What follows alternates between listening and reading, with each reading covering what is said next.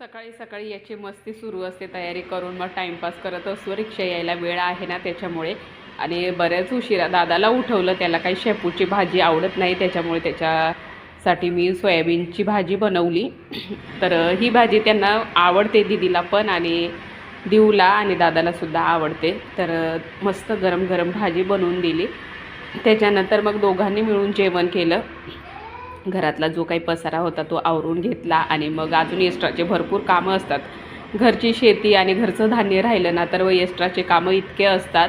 तर 2 वर्षापूर्वीचा हा उडीद मी सांभाळून ठेवलेला होता. गेल्या वर्षी आणि ह्या वर्षी तर उडीद आमचं काही निघालेलं नव्हतं, म्हणून मग हे सांभाळून ठेवलेलं कामात येतं बघा. प्रत्येक वर्ष सारखाच पीक येईल असं काही नसतं, त्याच्यामुळे मग मी सांभाळून ठेवलं आणि धुवून त्याला वरती टेरेसवर सुकवायला ठेवलेलं होतं. तर आता डाळ करायची आहे ना, त्याच्यामुळे मग म्हटलं 2 दिवस सुकवलं आणि आत्ता संध्याकाळी मी भरून घेते. तर माझ्या मागे मागे हे बघा, हे सगळे येऊन गेलेले होते. दीदीला म्हटलं गोणी दे, भरून घेते.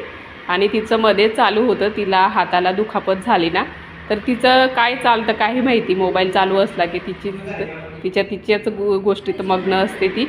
हात दाखवते, मला पण माहिती नव्हतं, नंतर मला कळालं की ही काय करत बसते असं. तर सगळं उडीद भरून घेतलं आणि त्याच्यानंतर मग थोडा वेळ वरतीच होतं.